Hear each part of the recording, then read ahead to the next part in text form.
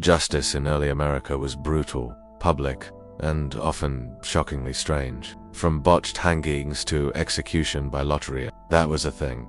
The early justice system looked a lot more like a horror show than a courtroom drama. So today, we're going back to the gallows, the branding irons, and the burning stakes to explore the most bizarre execution practices in early American society. You might want to brace yourself. This one gets dark. In the 1600s and 1700s, execution wasn't just punishment. It was entertainment. Entire towns would gather like it was a county fair. Children were brought along.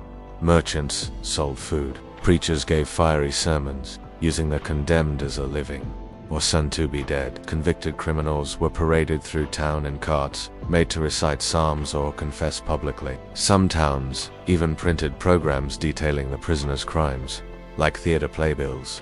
Take Bathsheba Spooner, the first woman executed in the United States after independence. She was 5 months pregnant. Despite medical testimonies, the court denied her a delay. She was hanged in front of thousands, and an autopsy later confirmed she was telling the truth.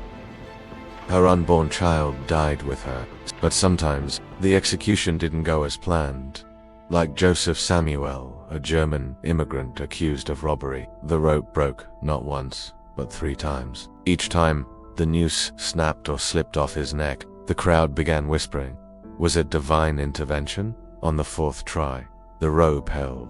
This wasn't rare. Rope quality was poor. Weather made things worse.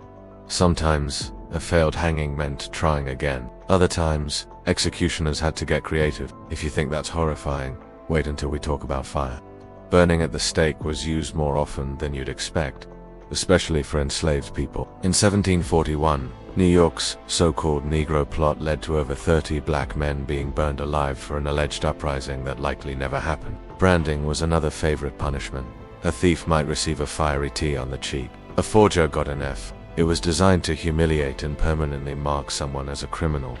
A medieval scarlet letter that followed them for life. And if you think America never did beheadings, think again. In remote frontier areas, lacking proper gallows, settlers sometimes used axes or swords. Messy, quick, but not always clean. Perhaps the most bizarre execution method was leaving it to chance. In group trials, especially for witchcraft or communal crimes, Puritan ministers sometimes suggested execution by lottery. Let God decide who deserved to die. Though no formal records confirm this practice during the Salem witch trials, journals mention ministers urging communities to let Providence choose, a chilling blend of superstition, religion, and deadly roulette. In early America, childhood was no protection. Children could, and did, face execution. She was mentally disabled, a member of the Pequot tribe, and accused of killing a 6-year-old white girl. Despite her age and condition, the court found her guilty. She was hanged in Connecticut, the youngest girl ever executed in American history. Her story remains a haunting symbol of how racial and social hierarchies shaped justice. But who did the dirty work? Who swung the axe or pulled the trigger? Executioners were often outsiders, drunks, criminals offered clemency, or marginalized people forced into the role. John Billings, a one-armed veteran, became infamous for botched hanging. He often showed up drunk.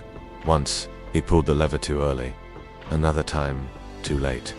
Yet towns kept hiring him because no one else wanted the job. Early American executions were chaotic, cruel, and often bizarre. They were shaped by fear, of crime, of rebellion, of sin, and a thirst for public control. We debate the ethics of capital punishment in courtrooms and public forums, but history reminds us that justice, real justice, has often been distorted by power, prejudice, and fear. And sometimes, the strangest part of execution wasn't the method. It was how normal it all seemed to the people watching. If you found this journey into America's darkest punishments intriguing, be sure to like, subscribe, and hit the bell. We've got more chilling tales from the forgotten corners of history. Until then, stay curious, and maybe a little cautious.